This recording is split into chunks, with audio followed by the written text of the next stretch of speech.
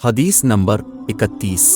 سلیمان بن حرب نے بیان کیا، میں ابوذر سے ربضہ میں ملا، وہ ایک جوڑا پہنے ہوئے تھے اور ان کا غلام بھی جوڑا پہنے ہوئے تھا۔ میں نے اس کا سبب دریافت کیا تو کہنے لگے کہ میں نے ایک شخص یعنی غلام کو برا بھلا کہا تھا اور اس کی ماں کی غیرت دلا یعنی گالی دی، تو رسول اللہ نے یہ معلوم کر کے مجھ سے فرمایا، اے ابوذر، تو نے اسے ماں کے نام سے غیرت دلائی، بے شک تجھ میں ابھی کچھ زمانہ جاہلیت کا اثر باقی ہے۔ یاد رکھو، ماتحت لوگ تمہارے بھائی ہیں، اللہ نے اپنی کسی مصلحت کی بنا پر انہیں تمہارے قبضے میں دے رکھا ہے، تو جس کے ماتحت اس کا کوئی بھائی ہو تو اس کو بھی وہی کھلائے جو اب کھاتا ہے، اور وہی کپڑا اسے پہنائے جو اب پہنتا ہے، اور ان کو اتنے کام کی تکلیف نہ دو کہ ان کے لیے مشکل ہو جائے، اور اگر کوئی سخت کام ڈالو تو تم خود بھی ان کی مدد کرو۔ حدیث نمبر 32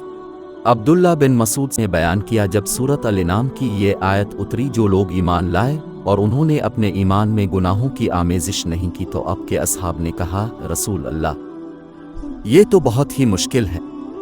ہم میں کون ایسا ہے جس نے گناہ نہیں کیا؟ تب اللہ پاک نے سورۃ لقمان کی یہ آیت اتارین، الشرک ظلم عظم کے بے شک شرک بڑا ظلم ہے۔ حدیث نمبر 33 ابو ہریرہ سے روایت ہے کہ رسول اللہ نے فرمایا، منافق کی علامتیں 3 ہیں، جب بات کرے جھوٹ بولے، جب وعدہ کرے اس کے خلاف کرے، اور جب اس کو امین بنایا جائے تو خیانت کرے۔ حدیث نمبر 34 عبداللہ بن عمر سے روایت کرتے ہیں کہ رسول اللہ نے فرمایا کہ 4 عادتیں جس کسی میں ہوں تو وہ خالص منافق ہے، اور جس کسی میں ان چاروں میں سے ایک عادت ہو تو وہ بھی نفاق ہی ہے، جب تک اسے نہ چھوڑ دے۔ وہ یہ ہیں کہ جب اسے امین بنایا جائے تو امانت میں خیانت کرے، اور بات کرتے وقت جھوٹ بولے، اور جب کسی سے عہد کرے تو اسے پورا نہ کرے، اور جب کسی سے لڑے تو گالیوں پر اتر آئے۔ حدیث نمبر 35 رسول اللہ نے فرمایا، جو شخص شب قدر ایمان کے ساتھ محض ثواب آخرت کے لیے ذکر و عبادت میں گزارے، اس کے گزشتہ گناہ بخش دیے جاتے ہیں۔ حدیث نمبر 36 رسول اللہ نے فرمایا کہ جو شخص اللہ کی راہ میں جہاد کے لیے نکلا، اللہ اس کا ضامن ہو گیا۔ اللہ تعالیٰ فرماتا ہے، اس کو میری ذات پر یقین اور میرے پیغمبروں کی تصدیق نے اس سرفروشی کے لیے گھر سے نکالا ہے، میں اس بات کا ضامن ہوں کہ تو اس کو واپس کر دوں ثواب اور مال غنیمت کے ساتھ، آقا شہید ہونے کے بعد جنت میں داخل کر دوں۔ رسول اللہ نے فرمایا، اور اگر میں اپنی امت پر اس کام کو دشوار نہ سمجھتا تو لشکر کا ساتھ نہ چھوڑتا، اور میری خواہش ہے کہ اللہ کی راہ میں مارا جاؤں، پھر زندہ کیا جاؤں، پھر مارا جاؤں، پھر زندہ کیا جاؤں، پھر مارا جاؤں۔ حدیث نمبر 37 نبی کریم نے فرمایا، جو کوئی رمضان میں راتوں کو ایمان رکھ کر اور ثواب کے لیے عبادت کرے، اس کے اگلے گناہ بخش دیے جاتے ہیں۔ حدیث نمبر 38 ابو ہریرہ سے روایت ہے کہ نبی کریم نے فرمایا، جس نے رمضان کے روزے ایمان اور خالص نیت کے ساتھ رکھے، اس کے پچھلے گناہ بخش دیے گئے۔ حدیث نمبر 39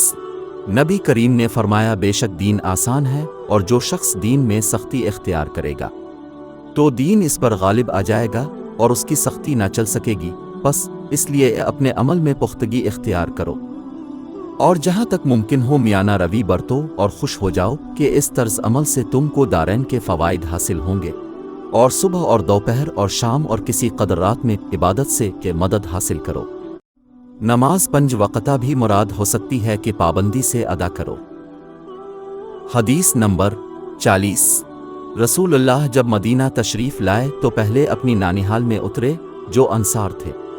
اور وہاں اپنے 16-17 ماہ بیت المقدس کی طرف منہ کر کے نماز پڑھی، اور آپ کی خواہش تھی کہ آپ کا قبلہ بیت اللہ کی طرف ہو۔ جب بیت اللہ کی طرف نماز پڑھنے کا حکم ہو گیا تو سب سے پہلی نماز جو اپنے بیت اللہ کی طرف پڑھی عصر کی نماز تھی۔ وہاں آپ کے ساتھ لوگوں نے بھی نماز پڑھی، پھر آپ کے ساتھ نماز پڑھنے والوں میں سے ایک آدمی نکلا اور اس کا مسجد بنی حارثہ کی طرف گزر ہوا تو وہ لوگ رکوع میں تھے۔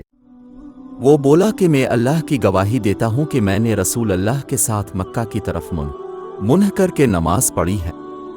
یہ سن کر وہ لوگ اسی حالت میں بیت اللہ کی طرف گھوم گئے، اور جب رسول اللہ بیت المقدس کی طرف منہ کر کے نماز پڑھا کرتے تھے، یہود اور عیسائی خوش ہوتے تھے۔ مگر جب اپنے بیت اللہ کی طرف منہ پھیر لیا تو انہیں یہ امر ناگوار ہوا۔ ظہیر ایک راوی کہتے ہیں کہ ہم سے ابو اسحاق نے براق سے یہ حدیث بھی نقل کی ہے کہ قبلہ کی تبدیلی سے پہلے کچھ مسلمان انتقال کر چکے تھے،